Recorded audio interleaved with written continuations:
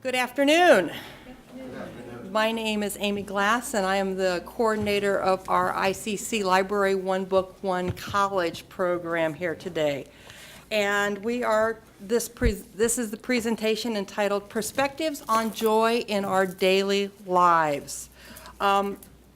This is part of our ICC's One Book, One College program and reflects this year's book selection called The Book of Joy, written by His Holiness the Dalai Lama and Bishop Desmond Tutu, along with Douglas Abrams.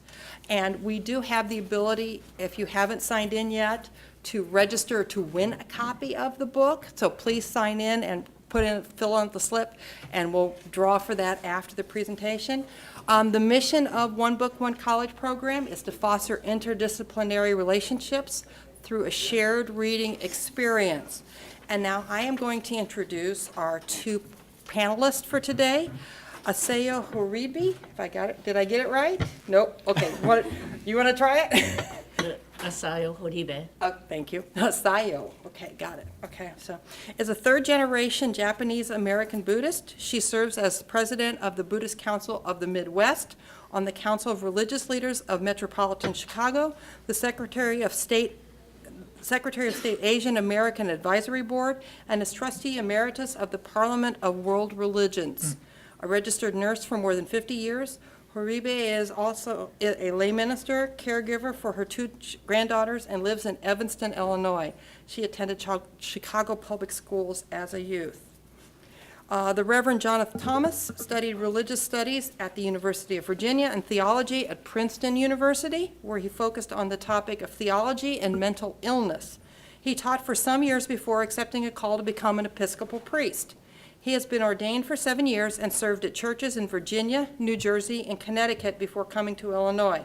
He and his wife, the Reverend Jenny Repliga, I got that one, are the priests at St. Paul's Episcopal Church in Peoria. He is involved in a number of groups engaged in ecumenical and interfaith dialogue. His focus is on building a church where important conversations occur and people are drawn closer to God because the full image of God is present and given space and voice in the human diversity gathered in our communion. So we want to welcome our panelists for this afternoon. So we have a couple of questions that we'll do to start off to lead this discussion. And the first question is one that we've asked both students and faculty here before school, during the time when school started. And the question is, in one word, what does joy mean to you? So,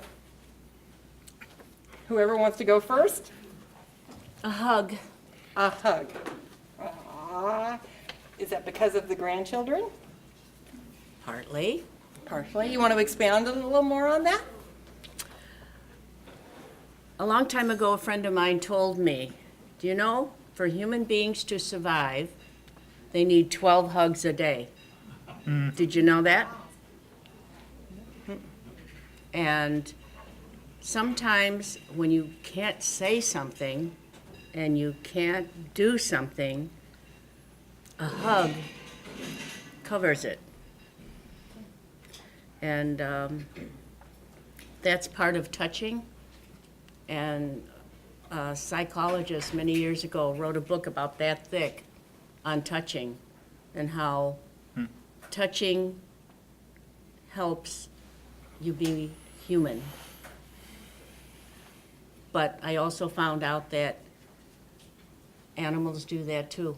Yes.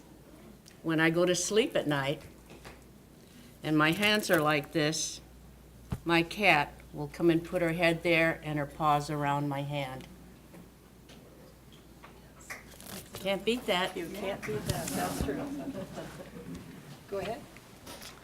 I don't do very many things in one word, but at peace would probably be my understanding of joy, but the at peace that comes from things being as they should be. The Jewish word shalom, like when you wish someone peace, it's not just that you won't be in conflict, it's that things will be as they're supposed to be. In the Christian tradition, the Greek New Testament uses the word makarios, which we often translate as, it can be happy, joyful, blessed, like in the Beatitudes, blessed are the poor, right? It seems silly in that moment to say happy are the poor, right? But the word really means something more like first in line for a blessing or aligned with God. Like those people are near to God. And for me, that's the moment of joy, like when it can be fleeting, but in that moment when like this is how things should be. I'm amongst family and know that I'm truly loved. Like I help someone and like it actually makes a difference, and like this is the world as it should be. That's the moment of joy. Okay. How do you personally discover joy in your daily life? I went first last time, it's his turn. Absolutely, fair enough. I work on actual specific practices of gratitude. So, like last Lent, sometimes we take on a Lenten discipline in the Christian tradition, and mine was to actually express gratitude to a person every day. Brene Brown has done a lot of work on the connection between gratitude and joy. Like it is, without expressions of gratitude, it's nearly impossible to be joyful. We need to be thankful for what we have in our life. One of the exercises that I use is St. Ignatius taught the prayer of examen, and at the end of the day, you quiet yourself, and you go through the day in your head and express the things that you are thankful for, the moments of grace when you felt God was near to you, or you experienced grace in the world. You ask for grace for the places where you messed up, right, and are in need of forgiveness. And then you think ahead and ask for guidance for what needs to be done tomorrow. And it allows for sort of a peaceful end to the day.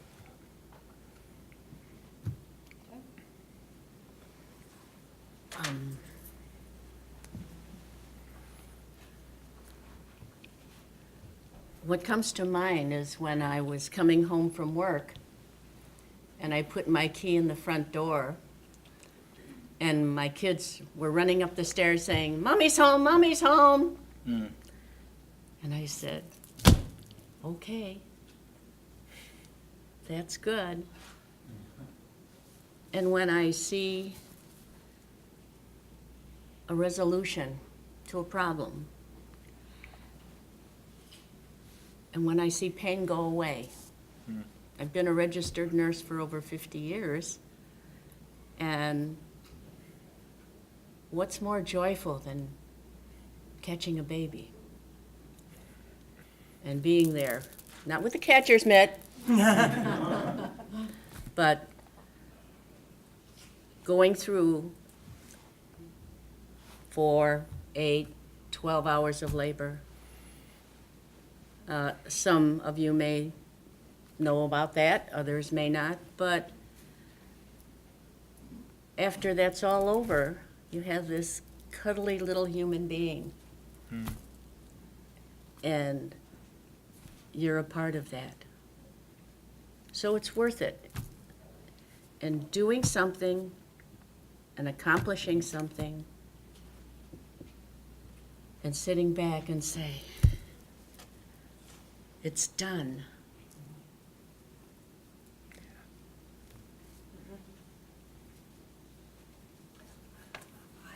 I have a feeling several of our students in this classroom here would probably appreciate that at the end after they've written a certain paper or something like that, and it's done. And I can feel that way too. So, and we all have projects like that, so. Looking for joy in our daily lives seems to be difficult to achieve. What are some strategies that you would propose to help someone find joy?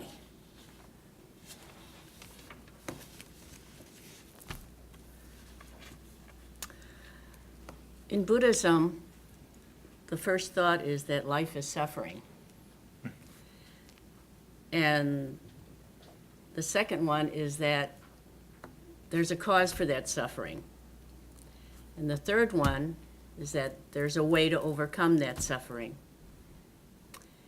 So this was the Buddha's first teaching, and you follow certain guidelines of right thinking, right livelihood, right meditation. There's 8 of them. So you find out what the problem is, and you confront that problem. And there's always options. You may feel frustrated, you may feel angry, but there's a way to overcome it. It may take longer, you may suffer a little bit more,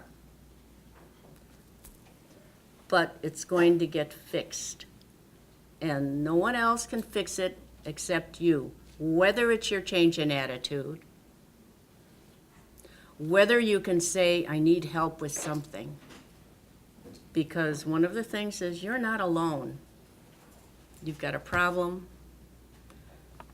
It can be fixed, and you can't do it by yourself, but you can figure out who can help you, what caused it, and you try to fix it. It's not going to be easy. And when people don't stop and confront that issue, then they're in a position of being stuck. Okay, so be stuck for a little while, and then look inside yourself and get it together. And if you need help, and if you need something else, then look for it and find the cause and try to fix it. There's always a way to fix something. Just know that there's always a way. You may not know it, somebody else might. Somebody's been through it and they can fix it. You're not alone. Yeah, actually, I have a lot of resonance with that. I think joy exists in the place kind of between a wide-eyed acceptance of the sheer brokenness of the world, and that pushes back against some of those things they speak of in the book as the impediments to joy, the enviousness. Like, yes, the world is not fair. Like, we should just be accepting of the sheer brokenness of that, of things like blaming every time something doesn't work out right. Like, everything does not have someone to blame, and this stands in the way of our joy. Accepting the grief of loss, like, we have to just be wide-eyed about and honest, and yet accept the fact that we have both agency and responsibility to act to make the world more like it should be. In our tradition, we talk about being called to be co-creators with God of the world as it should be. And it takes an understanding and honesty about how messed up things are, and a belief that we have been endowed and empowered to make things as they should be. And in those moments, I think we touch joy, those thin places where our world is not that much different from how the world should be. I was going to say, and if you two want to play off of each other and Sure, feedback on yeah. any of the things Yeah, that I mean, she I says can- or anything like that. So, Paul, There's a microphone on their table. yeah, what was that? Yes, that's the microphone. If they push it, then It might be louder. It's not on. Yeah. The green light is on. Green light's on. Yeah.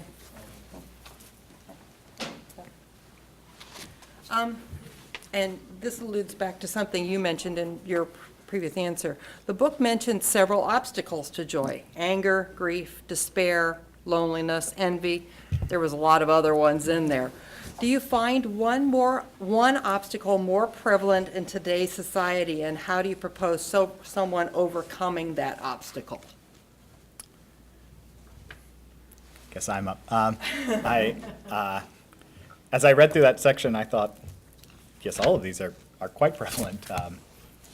Like, we live in a culture of competition, in which we want to beat the next person. I see it all the time. Anger, I feel like at the moment we are constantly stirring up angst and anger among everyone. This has become a modus operandi for people. But the one I kind of want to talk about culturally would be loneliness. I think we have this sort of bizarre paradox right now where we have increased our interconnectedness, and yet at the cost of deep bonds. I feel like people are more lonely than they used to be, and in some ways that makes no sense with the rise of easier communication and things. But that rise has come with the trade-off of forming deep and important relationships. We are less honest with one another in some ways because we curate the self that we produce to other people. We talk about things like a personal brand, right? And it keeps us from forming the sorts of relationships that we need to be truly joyful, and it makes us lonely. We also have a tendency now to form more relationships based on affinity group, people like myself, which makes true empathy and compassion really hard, right? I should be able to feel empathy or compassion for people for whom not a lot is similar, right? It should stretch me. If I can only feel sympathy for someone who has like experience, that's not a growth. And I would say it actually undercuts joy. Something like this conversation, right? Our faiths are not the same, and smoothing over that would be disingenuous. But if we do the hard work of having important conversations, we climb down the canyon between us and we find the similarities, and I learn that I can learn from her, from you, and that there is the possibility there for deep connection, for personal growth, for not feeling alone, true connection.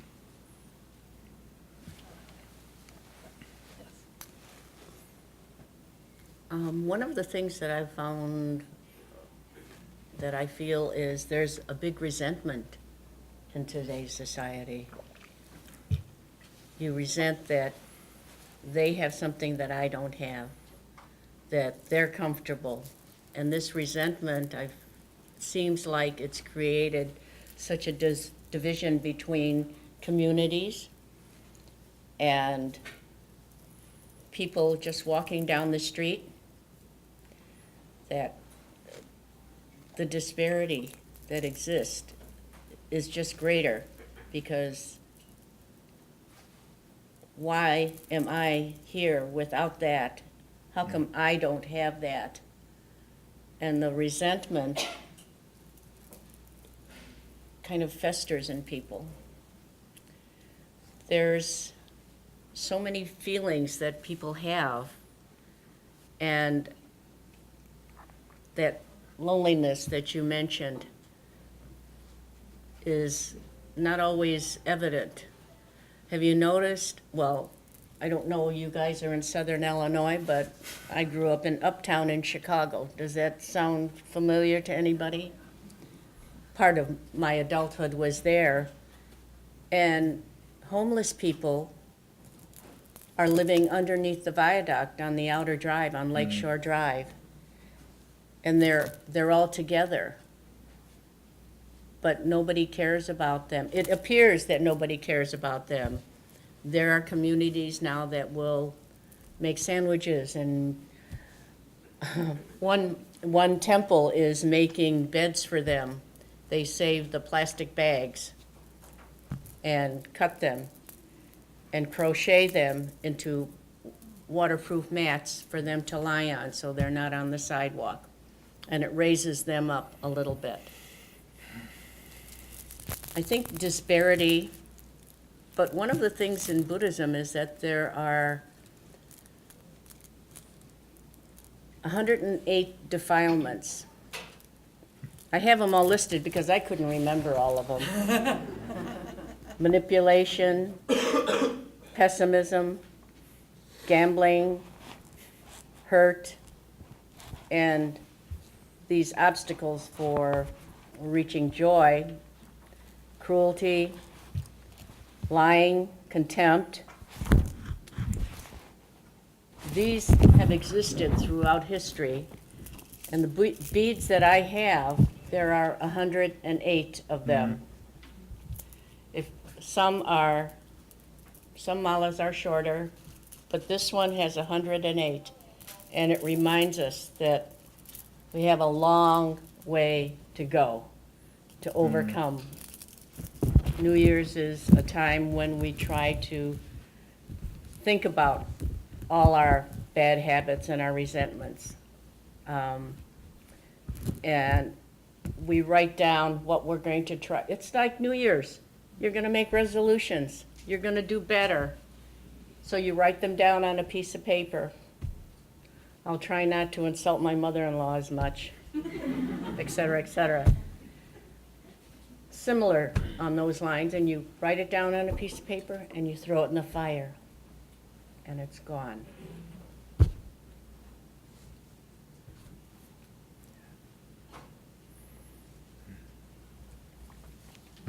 There's every day.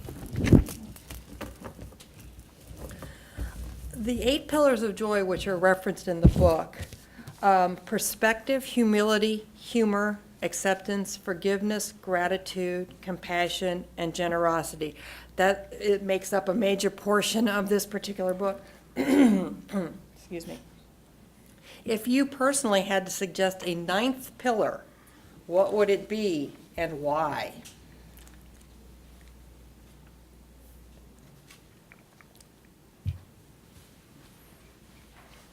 My turn? Yes, I think so. Acceptance? That was one already. That was one already? Sorry. You can double down on it. Appreciation. You can double down. Appreciation is not mentioned. Appreciation. It seems like when you get into this position of woe is me, you're numb, you're inactive, you're not doing anything. When you are feeling low, when you're feeling sad about something, it's time to sit back and see where you are. And look around and see where everyone else is. And appreciate that we live here. And, you know, I was born in the United States, and I'm really, really proud that I'm an American. How many people today appreciate that they're an American? I met a girl from China on my travels, and she's applying for permanent PR, permanent resident in Canada, and she was telling me about what it was like. She came to China to get an education, and every 5 years she has to go back and reapply, and now she's applying for permanent residence. And I said, well, don't you miss your siblings and your mom and dad? And she said, I don't have any siblings. I was born when China said only one child per family. And she said, it's so crowded there, you can't live. And I talked to other people who, in England, I have a barbecue every year, and there was a refugee from Somalia that came. He's staying with a friend of mine. Her church, St. Vitus, takes refugees in, and she was an empty nester. Her kids are grown, and so she has 2 young men from Somalia living with her, and they're going to school here and working. And they came to the barbecue, and we had lamb. We did a whole lamb. I keep trying to talk him into getting legs of lamb, and it's easier to carve, but no, he wants a whole lamb. So he sat there and he was just smiling and say, "It's just like home." Now, he came from Somalia. You know what's going on in Somalia?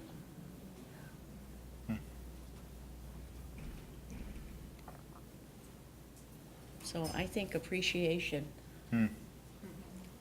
When you think you deserve, you should be better, you should have more, just appreciate.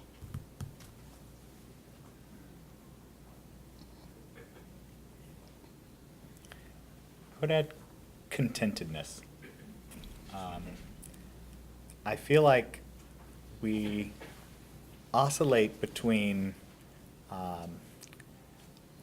striving towards abundance and anxiety over scarcity just all the time between the poles. And it seems almost opposed to who we are to ever settle in the place in the middle that would just be enough. Where we weren't in the battle of being anxious or striving at every moment. I think joy is found in that middle ground of contentedness, celebrating enough. I may not be called to be the very best at whatever this is, and that's okay. I don't have to worry at this moment that there's not going to be what I need because there's not an overflow of abundance. Finding that middle ground. The last church I served was in Darien, Connecticut, and Darien is a small town where Wall Streeters move when they have children. They don't want to live in the city anymore, so they move out to the suburbs of Darien. And everything there is a competition. And talking about, in some cases, obscenely wealthy people who are filled with anxiety all the time, in a way that makes no sense to me other than the fact that if it's not at the top of the list, then it's not enough, right?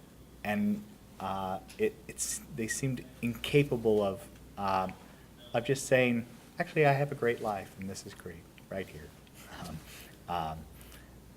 There was the constant drive for more, and it led to many of these other impediments to joy. The breakdown of it led to incredible isolation. Right? You can't form deep relationships based on competitiveness. It's just impossible. There were literally people, and I thought this was a myth, who would lose their job and they would continue to go into the city every day so that people wouldn't know that they had lost their job. I served a church of 3,000 people. Most of them owned their own hedge fund. If they would have asked, if they would have been willing to talk about their need, they would have found a job, right? But they couldn't because that would damage their image. And I just think, that's an example of profound loneliness. A place where you couldn't possibly find joy because you weren't willing to just accept, like, okay, I need help from that person. I don't have what I need at this moment. Yeah. Learning to be content, I think, would get us a long way. At this point, I'm going to open the floor up to anybody, if anybody here has any questions for our presenters, our panelists here. Does anybody here have a question that they'd like to ask? Back there in the back, sir. I just want to ask, based on the last 2 points, maybe the 9th and the 10th, other factors that should be added to the list, where do the 2 concepts, guilt and shame, fit into that equation? Because in societies where they care for each other, there's a sense of guilt. When something happens to one, it happens to all. And then individuals, there's a sense of shame for the whole group. And then individuals feel guilty living in affluence and others living in poverty. So in that middle, do shame and guilt play any role in order to get to true joy?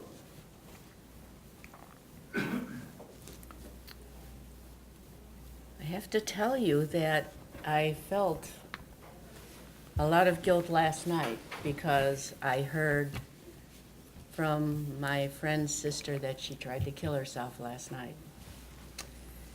And I just spoke to her on Monday.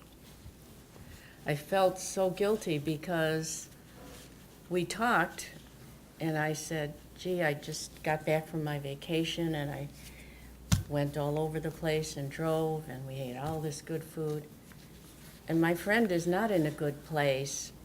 And I felt really awful that maybe because I told her how much I did and where I went, maybe she just felt that, you know, I don't have anything. She was really low. But then I decided I can't accept that because she's been in a place for a long time and certain things that happen contributed to her mental status of anxiety. I'm going to go visit her today. Her sister called me on my way here and said, well, I talked to her and she said to tell you not to come because it's not a good time.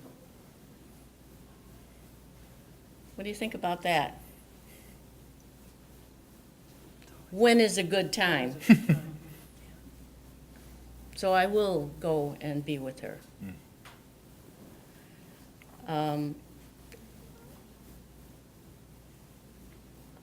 If I have done something that I am ashamed of, I really screwed up somewhere. Or if anybody does something that they really messed up, I think it's important that you acknowledge that you screwed up and try to fix it. Because if we were all perfect, none of this would have happened. So deal with it, forgive yourself for screwing up, and do your best to try to fix it. I think guilt actually has a positive purpose. People, have done things wrong, and we assume can correct them. That having someone, declared or be made to feel guilty, assuming they are willing to fix it, it is actually a positive thing. We need to, we can break down the difference between sort of guilt and responsibility. For some things, like some people are guilty of misogyny, but we are all responsible for sexist systems that hold down women, right? And we need to feel that responsibility in order to be able to have agency to fix the system. And we should point out places where people are guilty and call them to be better. Conversely, shame has no positive effect. Shame is a crushing of a person. It's a dehumanizing. It says you are inherently unworthy in some way. In our faith tradition, we would say this just needs to be banished, that that God in Christ said no to shame. Like, there is no one left who is unworthy.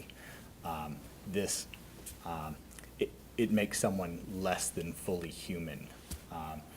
And shame has, it definitely is an impediment to people feeling joy. And it needs all of us to push it out, to say, no, I hear you, I value you. You are worthy of love. Like, you're human, and I want to get you to the place where you can feel joy. Guilt, in some ways, is the believing in another person. Like, I believe that if I confront you with this and I say, this hurt me, you are capable of becoming a better person and caring enough about me to change. I think it actually can be both positive and humanizing and respectful.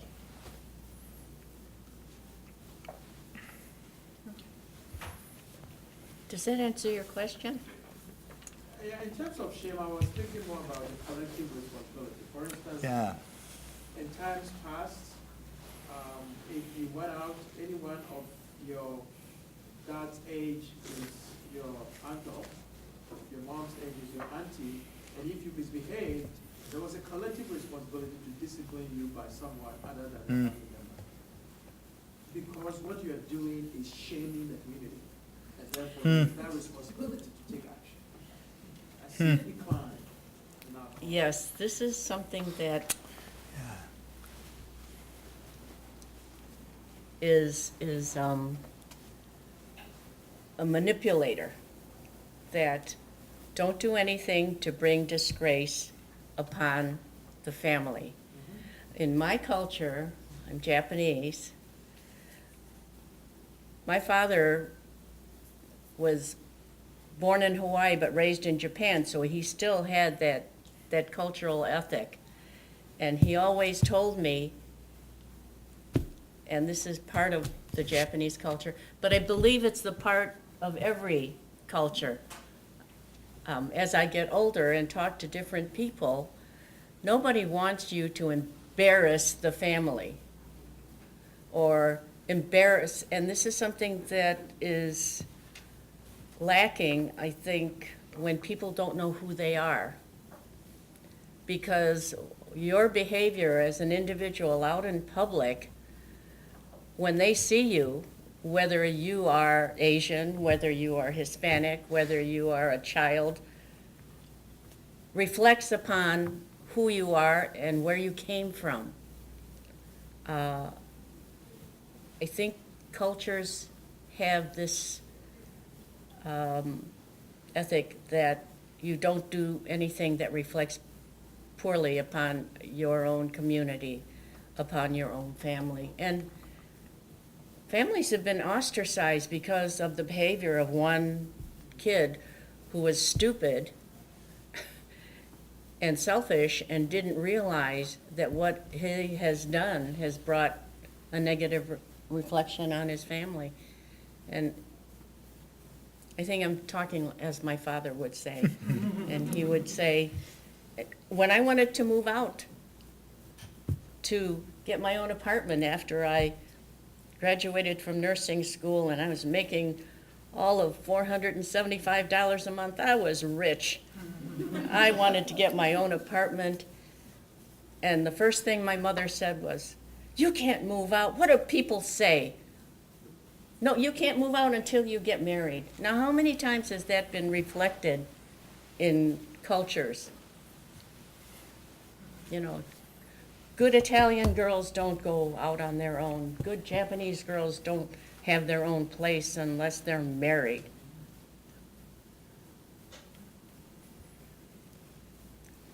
So that's where shame.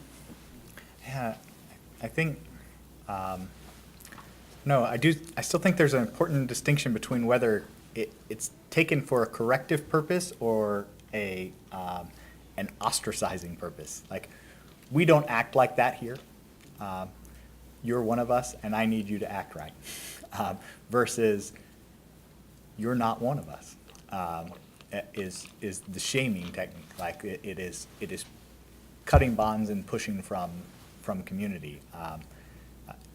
You know, people are guilty, but there's an inherent hopefulness in you know, we call it a correctional system, right? That there's hope that in declaring people guilty, like that there will be corrective behavior. I think of an example like Desmond Tutu's Truth and Reconciliation Commission. He was adamant about the truth-telling at the forefront. People had to come and say what they did to the community, who they hurt, and be specific, not, I did bad things, I was, you know, a soldier and oppressed black people, like that. They were very specific. There could be no true reconciliation without truth, that's what he said. But it was then the expectation that there would be a move towards reconciliation. He also said after that, there can be no future, though, without forgiveness. No reconciliation without truth, but no future without forgiveness. And so it was only in declaring guilt and saying, but we want to remain in relationship. And there's an expectation for how we will act in order to do that. Shame would have been just banishing people. Thank you. Anyone else? So, It seems almost irrelevant aside after taking that angle, but I am a retired Western culture psychologist. You've made numerous references to psychology. One of the perspectives that we have on joy is that it's the upper end of a linear spectrum. By that I mean, we think in terms of linear time in Western culture. I know many other cultures think in terms of cycles. But from a linear perspective, depression to the point of suicidality is one end of the mood scale, as we refer to it in jargon. And joy, or I suppose to the point of mania, is at the other end of that scale. And in clinical practice, the intention is to try to help people adjust to being somewhere in the center between those two extremes. Can you comment on that or relate it to some of the things I've said? Yeah, I would challenge a little bit Joy's place on that scale. Like, I wouldn't necessarily connect joy with euphoria at a polar end as opposite of depression. Matter of fact, operating between extremes and poles is what I would be trying to get away from in an understanding of joy. Like finding the place of peace in the middle is, I think, for me, a better goal than seeing if I can push to euphoria.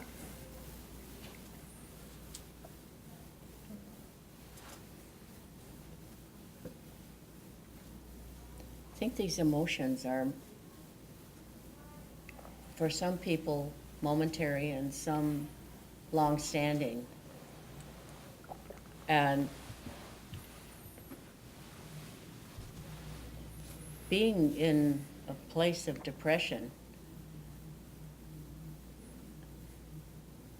if the despair is so severe, then, and you can't find anything, and it's very painful.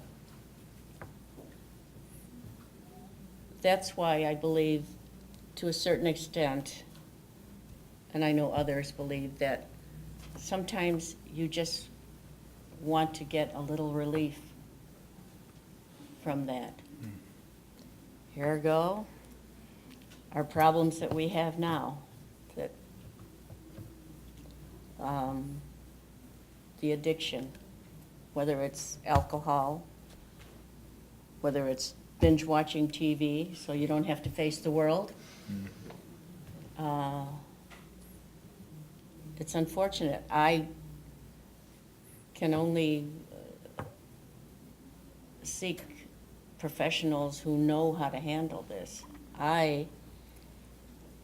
Psychiatry was not in my spectrum of catching babies and then doing hospice and geriatric care. So I realized I couldn't fix certain things, and I had to consult a professional.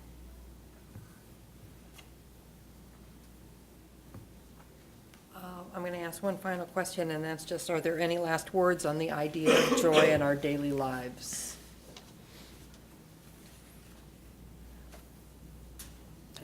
I think I'd be remiss if I didn't connect joy to interconnectedness. This is not a purely personal and individual feeling. That joy depends on being connected to other people and affecting their world and letting them affect mine. Tutu speaks about theology of Ubuntu, I am because you are, that there's a part of this that relies on being in community. In our tradition, I don't know that everyone always thinks about Christianity this way, but it is a communal faith. It's not actually an individual faith. We exist in community. In our particular denomination, like, communion is at the center of all that we do. That's our life. We share together in an eternal meal with God and with one another. I'm a priest, but I can't celebrate communion by myself. Right? It would no longer be communion. It needs at least one other person. In our creation story, right? God creates the world and it's good until man is alone, and he looks down and says, "And it is not good." That interconnectedness and joy are related. Our God is a God whose very being is relational. There are three persons all the time, and you and I, to be fulfilled, also need to be in relation. Like, that is the place where joy is found. One of the practices of Buddhism is meditation and the gassho. You'll see people all over Asia greeting each other, putting their hands together. And when I explain it, it says, "You and I are one." Mm-hmm. I cannot exist alone. And I think this is what all the purpose of every religious practice, and Buddhism originated 2,563 years ago. But the Buddha thought about what causes the suffering. But he was not the only person. You have teachers. One of the thoughts that has always been presented when I was going to Sunday school as a child is that everybody is a teacher. We are not alone. Everybody is connected. When someone says, "Well, don't you want to know about who created the world?" I said, "Well, if I find out, that'll be good. And don't you want to go to heaven after you die?" And I said, "I don't know. Did anybody ever come back and say that they went to heaven? You know, if I die and if I go to heaven, that's a bonus. I don't know." And in the teachings that Christ and Muhammad and Baha'u'llah, they tried to tell you how to live the best way you can, every one of them, and you honor them as a teacher. I didn't know until conferring with some of my Catholic friends that Buddha is a saint in the Catholic Church. Did you know that? So it's important that you look to one another and you honor and respect one another.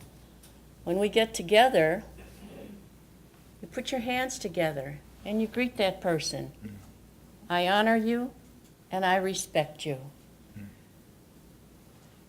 And appreciate the humanness of every individual, because you wouldn't be here without others. And appreciate that.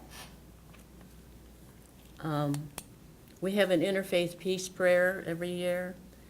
We have a Thanksgiving peace prayer, and we all want peace in this world. And we're all,